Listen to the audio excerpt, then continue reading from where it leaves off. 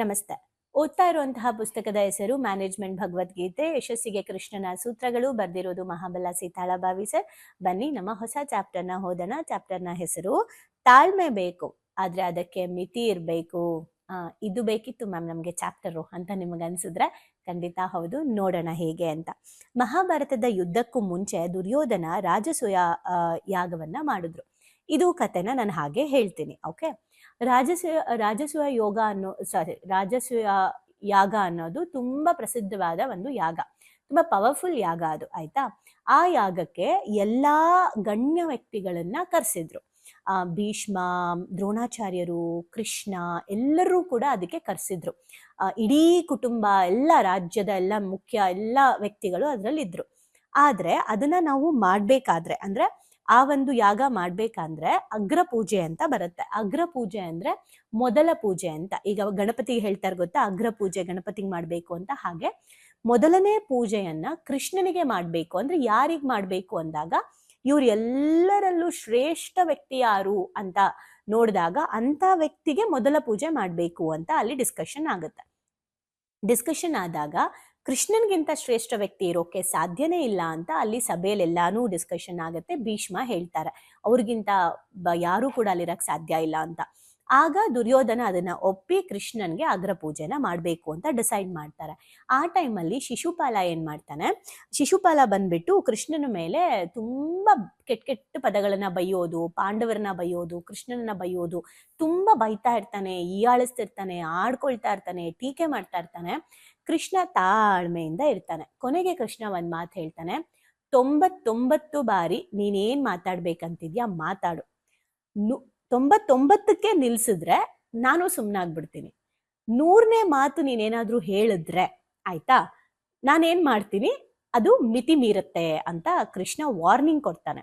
ಆದ್ರೂ ಶಿಶುಪಾಲ 99 ಬಾರಿಗಿಂತ, ಅಂದ್ರೆ 99 ಬಾರಿನೂ ಅವನ್ನ ಯೋಚನೆ ಮಾಡಿ, 99 ಬಾರಿ ನಾವು 1 ಸಲ 2 ಸಲ 3ನೇ ಸಲ ಆಡಿದ ತಕ್ಷಣ ಸಂಬಂಧನೇ ಬೇಡ ಅಂತ ಹೋಗ್ಬಿಡ್ತೀವಿ, ಅಥವಾ 1 ಸಲ 2 ಸಲ ನಮ್ಗೆ ಎಫೆಕ್ಟ್ ಆಯ್ತು ಅಂದ ತಕ್ಷಣ ನಾವು ಹೆಂಗೆ ಇದ್ ಮಾಡ್ಬಿಡ್ತೀವಿ. ಇಲ್ಲಿ ನೋಡಿ, ಎರಡೂ ಕಲಿಬೇಕು. ತಾಳ್ಮೆ ಅಂದ್ರೆ ಏನು? ಓಕೆ, ಈಗ ನಾನು ಯಾರಿಗೋ ಕಾಯ್ತಾ ಇದ್ದೀನಿ, ನಾನು ಇವಾಗ ಯಾರಿಗೋ ವೆಯ್ಟ್ ಮಾಡ್ತಾ ಇದ್ದೀನಿ. ನಾನು ಒಬ್ರು ಬರೋದಕ್ಕೆ ವೆಯ್ಟ್ ಮಾಡ್ತಾ ಇದ್ದೀನಿ, ಅವ್ರು ಬರೋದಕ್ಕೆ ನನಗೆ ಅರ್ಧ ಗಂಟೆ ಟೈಮ್ ಆಗ್ತದೆ. ನಾನು ಅರ್ಧ ಗಂಟೆ ನಿಮ್ಗೋಸ್ಕರ ಕಾದೆ ಅಂತ ಹೇಳ್ತೀವಿ ಅಲ್ವಾ, ನಾನು ಕಾಯ್ದೆ ನಿಮ್ಗೋಸ್ಕರ ಅಂತ.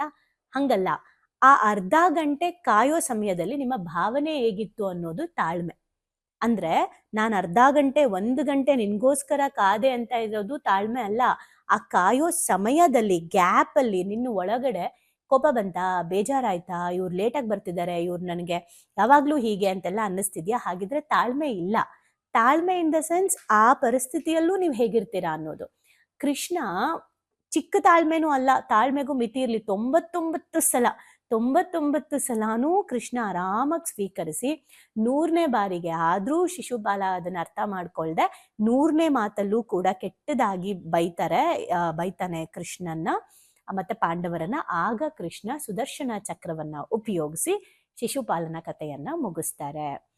ಅಲ್ಲಿವರೆಗೂ ತಾಳ್ಮೆ ಇತ್ತು, ತಾಳ್ಮೆ ಮೀರ್ತು ಮಿತಿ, ಅಂದ್ರೆ ಮಿತಿ, ಅದಕ್ಕೂ ಒಂದು ಮಿತಿ. ಕೃಷ್ಣನ ಮಿತಿ 99 ಬಾರಿ ಕೃಷ್ಣ ಅವಕಾಶ ಕೊಟ್ಟ ಒಬ್ರಿಗೆ, ಅಂದ್ರೆ ಅವರ ಕೆಪಾಸಿಟಿ, ಕೃಷ್ಣನ ಕೆಪಾಸಿಟಿ ಅಷ್ಟಿತ್ತು. ನನಗೆ ನನ್ನ ಲೈಫಲ್ಲಿ ಹೇಳ್ತಾ ಇದ್ರು ಮುಂಚೆ ಎಲ್ಲ, ಅವ್ರು ನಿಂಗೆ ಹರ್ಟ್ ಮಾಡಿರ್ತಾರೆ, ಅವ್ರು ನಿಂಗೆ ನೋವು ಮಾಡಿರ್ತಾರೆ, ನಿಂಗೆ ಮೋಸ ಮಾಡಿರ್ತಾರೆ, ನಿನ್ ಬಗ್ಗೆ ಕೆಟ್ಟದಾಗ ಮಾತಾಡಿರ್ತಾರೆ, ನಿನ್ ಬಗ್ಗೆ ಅಪಪ್ರಚಾರ ಮಾಡಿರ್ತಾರೆ, ನಿನ್ನ ಹತ್ರನೇ ಒಳ್ಳೇದನ್ನ ಮಾಡಿಸ್ಕೊಂಡು ನಿನ್ ಬಗ್ಗೆ ಹಿಂದೆ ಎಲ್ಲ ಕೆಟ್ಟದಾಗಿ ಹೇಳ್ಕೊಂಡು ಬರ್ತಾರೆ, ಇಂಥವ್ರನ್ನೂ ನೀನು ಕ್ಷಮಿಸ್ತೀಯಾ ಅಂತ ನನ್ನ ಕೇಳ್ತಾ ಇದ್ರು ಒಂದ್ ಟೈಮಲ್ಲಿ. ನನಗೆ ಅವಾಗ ನಾನಿನ್ನು ಭಕ್ತಿ ಮಾರ್ಗ ಈ ತರ ವಿಚಾರಗಳಿನ್ನ ನಾನು ಅಷ್ಟು ತಿಳ್ಕೊಂಡಿರ್ಲಿಲ್ಲ. ಹೌದು, ಕ್ಷಮಿಸ್ಬಿಡೋಣ ಅಂತ, ಇರ್ಲಿ ಬಿಡು, ಕ್ಷಮಿಸ್ಲಿಲ್ಲ ಅಂದ್ರೆ ನನಗೆ ಎಫೆಕ್ಟು, ಕ್ಷಮಿಸ್ಲಿಲ್ಲ ಅಂದ್ರೆ ನನ್ನ ಆರೋಗ್ಯ ಹಾಳಾಗುತ್ತೆ, ಕ್ಷಮಿಸ್ಲಿಲ್ಲ ಅಂದ್ರೆ ನನಗೆ ಒಳ್ಳೇದನ್ನ ಮಾಡಕ್ಕಾಗಲ್ಲ, ಹಿಂಗೆಲ್ಲ ಅನ್ಕೊಂಡು ಕ್ಷಮಿಸ್ಬಿಡೋಣ ಅಂತ ಕ್ಷಮಿಸ್ತಿದ್ದೆ. ಸೊ ಯಾವಾಗ ನನ್ನಲ್ಲಿ ಆ ಗುಣ ಇದೆ ಅಂತ ಗೊತ್ತಾಯ್ತು, ಇನ್ನ ಹೆಚ್ಚು ಮಿಸ್ಯೂಸ್ ಮಾಡ್ಕೊಳಕ್ಕೂ ಶುರು ಮಾಡಿದ್ರು. ನಾನು ಹೇಳ್ತಾ ಇರೋದು, ಕ್ಷಮಿಸಿ ಆದ್ರೆ ದೂರ ಇಡಿ, ಸಿಕ್ಕದಾಗ ಮಾತಾಡ್ಸಿ, ಆದ್ರೆ ಅವ್ರನ್ನ ನೆನಪಲ್ಲೂ ಇಟ್ಕೋಬೇಡಿ, ಮರ್ತು ಬಿಡಿ. ಅಂದ್ರೆ ಅವ್ರು ಸಿಕ್ಕಾಗ ನೀವು ಮಾತಾಡ್ಸಿ, ನೋ ಪ್ರಾಬ್ಲಮ್, ನೀವೇ ಹುಡ್ಕೊಂಡು ಮಾತಾಡ್ಸಕ್ ಹೋಗ್ಬೇಡಿ. ಒಂದು ಮರ್ತು ಬಿಡಿ, ನೀವಾಯ್ತು, ನಿಮ್ ಕೆಲಸ ಆಯ್ತು. ಯಾಕಿದನ್ ಹೇಳ್ತಾ ಇದ್ದೀನಿ ಅಂದ್ರೆ, ಕ್ಷಮಿಸೋದು ನಿಮಿಗೋಸ್ಕರ, ಮರೆಯೋದು ನಿಮಿಗೋಸ್ಕರ. ನೀವು ಮರ್ತು ಬಿಡಿ, ಕ್ಷಮಿಸ್ಬಿಡಿ, ದ್ವೇಷ ಇಟ್ಕೋಬೇಡಿ. ಸೊ ತಾಳ್ಮೆ ಅಂದ್ರೆ ಏನು, ನಾನೇನ್ ತಪ್ಪು ತಿಳ್ಕೊಂಡ್ಬಿಟ್ಟಿದ್ದೆ. ತಾಳ್ಮೆ ಅಂದ್ರೆ ತಪ್ಪು ಮಾಡ್ತಾರೆ ಕ್ಷಮಿಸೋದು, ಜೊತೆಲಿ ಇಟ್ಕೊಳ್ಳೋದು, ತಪ್ಪು ಮಾಡ್ತಾರೆ ಕ್ಷಮಿಸೋದು, ಜೊತೆಲಿ ಇಟ್ಕೊಳ್ಳೋದು. ಹಿಂಗೆ ಮಾಡಿ ಮಾಡಿ ಬಹಳ ದೊಡ್ಡ ಎಫೆಕ್ಟ್ ನನ್ನ ಲೈಫಲ್ಲಿ ಯಾವಾಗ ಆಗಕ್ ಸ್ಟಾರ್ಟ್ ಆಯ್ತು, ನಾನು ಅವಾಗ ಡಿಸೈಡ್ ಮಾಡಿದೆ. ಅಂದ್ರೆ ಹೆಂಗ್ ಡಿಸೈಡ್ ಮಾಡಿದೆ, ಆಫ್ಟರ್ ಭಕ್ತಿ ಮಾರ್ಗದ ಬಗ್ಗೆ ಸಾಕಷ್ಟು ವಿಚಾರಗಳನ್ನ ತಿಳ್ಕೊಂಡು, ರಾಮಾಯಣದಲ್ಲಿ ನಾನು ಕೆಲವು ಕಥೆಗಳನ್ನೆಲ್ಲ ನೋಡಕ್ ಶುರುವಾದಾಗ, ಪುರಾಣಗಳ ಬಗ್ಗೆ ತಿಳ್ಕೊಂಡಾಗ ನನಗೆ ಅರಿವಾಯ್ತು, ತಾಳ್ಮೆ ಅಂದ್ರೆ ನಾನು ಸಹಿಸ್ಕೊಳ್ಳೋದಲ್ಲ, ಸಹಿಸ್ಕೊಂಡು ಒಬ್ಬರ ಜೊತೆಲಿ ಇಟ್ಕೊಳ್ಳೋದಲ್ಲ, ನಾನು ಅವರನ್ನ ದೂರ ಕಳಿಸ್ಬೇಕು, ಕ್ಷಮಿಸ್ಬೇಕು, ಆದ್ರೆ ದೂರ ಕಳಿಸ್ಬೇಕು, ಮತ್ತೆ ತಾಳ್ಮೆಗೆ ಮಿತಿ ಇರಬೇಕು. ಯಾವಾಗ ಮಿಸ್ಯೂಸ್ ಮಾಡ್ಕೊಳಕ್ ಸ್ಟಾರ್ಟ್ ಮಾಡಿದ್ರು ಅವಾಗ ನಾನು ಡಿಸೈಡ್ ಮಾಡ್ಬಿಟ್ಟು ಕ್ಲಿಯರ್ ಆಗಿ ಹೇಳ್ದೆ, ಇವತ್ತಿಂದ ನನ್ನ ಯಾವ ವ್ಯವಹಾರದ ಒಳಗೂ ಕೂಡ ನೀವು ಎಂಟ್ರಿ ಇಲ್ಲ. ದೂರದಲ್ಲಿರಿ, ಚೆನ್ನಾಗಿರೋಣ, ಚಿಕ್ಕದಾಗ ಮಾತಾಡೋಣ, ಚೆನ್ನಾಗಿರೋಣ, ಬಟ್ ಯಾವುದೇ ಕಾರಣಕ್ಕೂ ನಾನು ಇನ್ಮುಂದೆ ನನ್ನ ಒಂದು ಬೌಂಡ್ರಿ ಒಳಗಡೆ ನಿಮ್ಮನ್ನ ಬಿಟ್ಕೊಳ್ಳಲ್ಲ. ವ್ಯವಹಾರಿಕವಾಗಿ ಈವನ್ ಸಂಬಂಧನೂ ಅಷ್ಟೇ. ಈಗ ಬರ್ತೀನಿ, ಬನ್ನಿ, ಕರೀತಾರೆ, ಹೋಗ್ತೀನಿ, ನಾನೇ ಬರಲ್ಲ ಅಂತ ಕೇಳ್ಕೊಂಡು ಹೋಗಲ್ಲ, ನಾನೇ ಬನ್ನಿ ಅಂತ ಕರಿಯಲ್ಲ. ಅದು ಯಾರಾದ್ರೂ ಆಗಿರ್ಲಿ, ಅವರಿಂದ ಎಫೆಕ್ಟ್ ಆಗ್ತಾ ಇದೆ ಅಂದ್ರೆ ಎಷ್ಟು ಸಹಿಸ್ಕೊಳ್ಳಕ್ ಸಾಧ್ಯ ಅಷ್ಟು ಸಹಿಸ್ಕೊಂಡು ಆಗಿದೆ. 99 ಬಾರಿ ನಾನು ಸಹಿಸ್ಕೊಂಡಿದ್ದೀನೋ ಇಲ್ವೋ ನಂಗೆ ಗೊತ್ತಿಲ್ಲ, ಬಟ್ ಸಹಿಸ್ಕೊಂಡಾಗಿದೆ. ಈಗ ಸಹಿಸ್ಕೊಳ್ಳೋದು ಮುಗ್ದಾಗಿದೆ, ತಾಳ್ಮೆಗೂ ಒಂದು ಮಿತಿ ಇರಬೇಕು ಅಂತ ಗೊತ್ತಾಗಿದೆ. ಹಾಗಾಗಿ ಈಗ ಅದ್ಯಾವುದು ತಲೆಯಲ್ಲಿ ಇಟ್ಕೊಳ್ದೆ, ಕರೆದಾಗ ಹೋಗ್ತೀನಿ, ಮಾತಾಡಿಸ್ತೀನಿ, ಅಷ್ಟು ಬಿಟ್ರೆ ಯಾವುದೇ ಕಾರಣಕ್ಕೂ ಎಂಟ್ರಿ ಆಗ್ತಾ ಇಲ್ಲ, ಮಿತಿ ಮೀರಿದ ಮೇಲೆ. ಹಾಗೆ ನಾವು ಪೇರೆಂಟ್ಸ್ ಆಗಿ ಮಕ್ಕಳ ಜೊತೆ ಕೂಡ ಒಂದು ಲಿಮಿಟ್ ಇರಬೇಕು. ನೋಡು, ಈಗ ನಾನು ನನ್ನ ಮಗಂಗೆ ಹೇಳ್ತಿರ್ತೀನಿ, 3 ಸಲ ಹೇಳ್ತೀನಿ, ಅದ್ರ ಮೇಲೂ ನೀನು ಹೀಗೆ ಮಾಡಿದ್ರೆ ನನ್ನ ವಾಯ್ಸ್ ಟೋನ್ ಬದಲಾಗುತ್ತೆ, ಕೋಪ ಬರುತ್ತೆ, ರೆಡಿ ಆಗು. ಸೊ ಅಷ್ಟು ಒಳಗಡೆ ಅವನಿಗದು ಅರ್ಥ ಆಗ್ಬೇಕಂದ್ರೆ ನನ್ನ ತಾಳ್ಮೆ ಇಷ್ಟು ಅಂತ ಹೇಳೋದು, ಆಯ್ತಾ? ಸೊ ಇದೆಲ್ಲ ಯಾಕೆ ಅಂತಂದ್ರೆ, ಓಕೆ, ಈ ವ್ಯಕ್ತಿ ಸ್ಟ್ರಾಂಗ್ ಇದ್ದಾರೆ, ಬೌಂಡ್ರಿ ಇದೆ, ಈ ವ್ಯಕ್ತಿ ಹತ್ರ ಏನೋ ಒಂದು ಶೀಲ್ಡ್ ಇದೆ, ಸೊ ಇವ್ರು ಅದನ್ನ ದಾಟಲ್ಲ ಅನ್ನೋದು ಅವ್ರಿಗೂ ಗೊತ್ತಿರಬೇಕು, ಅಂಡ್ ಅದು ನಮ್ಮ ವ್ಯಕ್ತಿತ್ವ ಆಗ್ಬೇಕು.